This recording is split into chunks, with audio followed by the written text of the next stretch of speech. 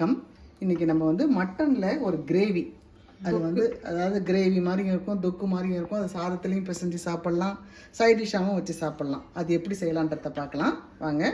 அதுக்கு ஃபஸ்ட்டு அடுப்பு பற்ற வச்சு ஒரு வானல் வச்சுட்டேன்.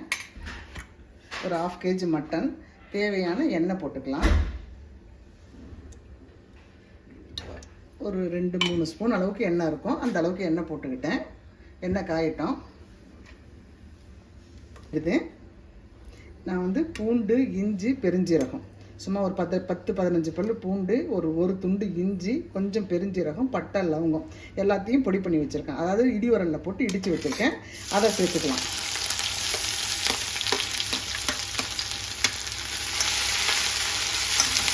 இது நல்லா வதங்கிடுது.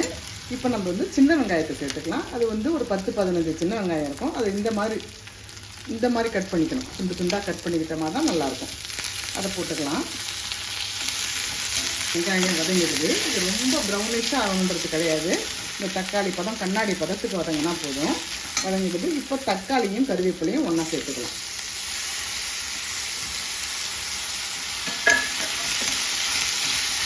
இப்படி போட்டு வேக வச்சோமா இந்த தக்காளி எல்லாம் நல்லா வதங்கி போட்டோம், நல்லாயிருக்கும். நல்லா வதங்கிடுது. இப்போ வந்து நம்ம வந்து 1/2 kg மட்டன், இதை வந்து நல்லா சுத்தமாக கழுவிட்டு கொஞ்சம் மஞ்சள் பொடியும் விளக்கெண்ணையும் போட்டு வேக வச்சுருக்கேன். அதை இதோட சேர்த்துக்கலாம்.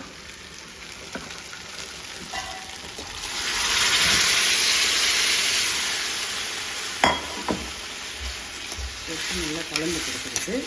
அப்புறம் நம்ம வந்து இதுக்கு தேவையான மிளகாத்தூள் சேர்த்துக்கலாம்.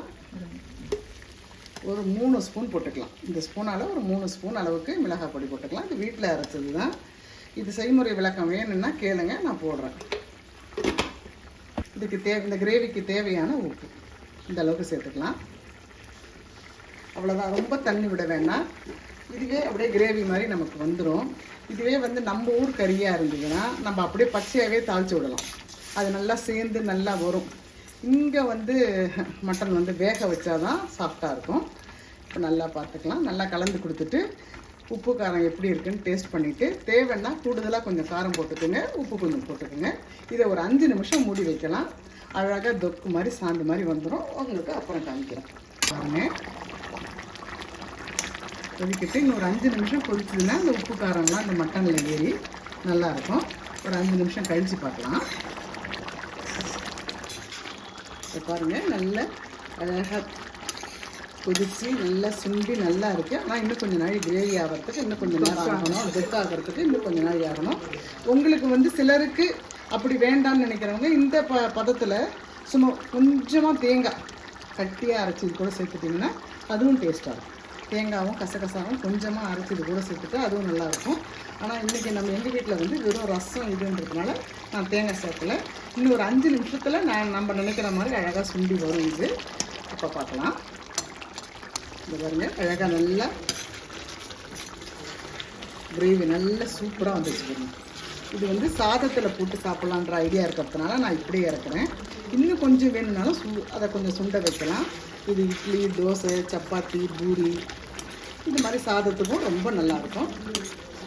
தேங்காய் ஊற்றாத ஒரு கறி குழம்பாக இல்லாத இந்த கறி தொக்கு மாதிரி செய்வீங்கன்னா ரொம்ப சுவையாகவும் டேஸ்ட்டாகவும் இருக்குது.